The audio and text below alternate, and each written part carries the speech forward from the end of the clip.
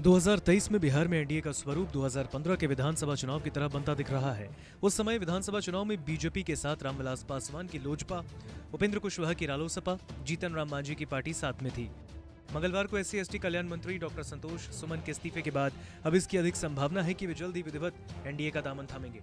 इससे ये साफ है कि इस बार भी बिहार में एनडीए का समीकरण 2015 के विधानसभा चुनाव की तरह हो जाएगा। मौजूदा वक्त में बीजेपी के साथ रालोजपा के पशुपति कुमार पारस मोदी कैबिनेट में मंत्री हैं। वहीं चाचा से अलग होकर पार्टी बनाने वाले चिराग पासवान की पार्टी लोजपा रामविलास का प्रेम भी बीजेपी के प्रति समय समय पर दिखता ही रहता है। खुद को मोदी का हनुमान बताने वाले चिराग पासवान की निष्ठा कभी बीजेपी के प्रति कम नहीं हुई।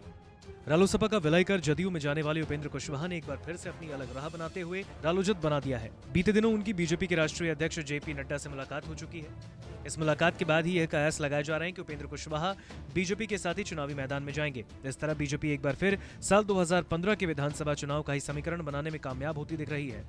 बात महागठबंधन की करें तो JDU-RJD के साथ कांग्रेस इसमें शामिल थी। ये 2015 के चुनाव के ठीक पहले बिहार में अस्तित्व में आया। विधानसभा चुनाव में जब सीटों का बंटवारा हुआ तब एनसीपी भी इसका हिस्सा थी। JDU-RJD को 100, कांग्रेस को 40, जबकि एनसीपी को 3 सीटें मिली। लेकिन एनसीपी गठबंधन से अलग हो गया और एक सीटें JDU-RJD और कांग्रेस में बटी। चुनाव परिणाम भी महागठबंधन के पक्ष में आए। कुल 178 सीटों पर जीत के साथ नीतीश कुमार के नेतृत्व में बिहार में महागठबंधन की सरकार बनी। RJD 80, JDU 71, जबकि कांग्रेस ने 27 सीटें जीती थी। साल 2015 के विधानसभा चुनाव में 243 सीटों में से बीजेपी 160 सीटों पर चुनाव लड़ी। उसे 53 और घटक दलों के खाते में 5 सीटें आई। सहयोगी पार्टियों में रामविलास पासवान की लोक जनशक्ति पार्टी 40 और उपेंद्र कुशवाहा की राष्ट्रीय लोक समता पार्टी 23 सीटों पर चुनाव मैदान में उतरी। दोनों को क्रमशः 2-2 सीटों पर जीत मिली, जबकि हिंदुस्तानी अवाम मोर्चा सेक्युलर 20 सीटों पर चुनाव लड़ी और मांझी अकेले विधानसभा पहुंच पाए।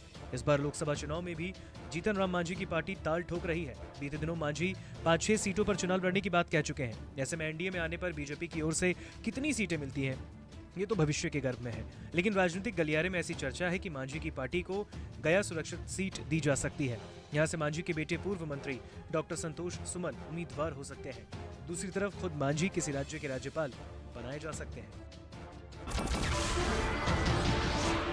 नमस्कार, मैं हूं मानक गुप्ता। अगर आपको हमारा ये वीडियो पसंद आया हो तो इसे लाइक और शेयर जरूर करें और हाँ, हमें सब्सक्राइब और फॉलो करना ना भूलें ताकि आप देश और दुनिया की कोई खबर मिस ना करें। तो जुड़े रहिए हमारे साथ और देखते रहिए News 24।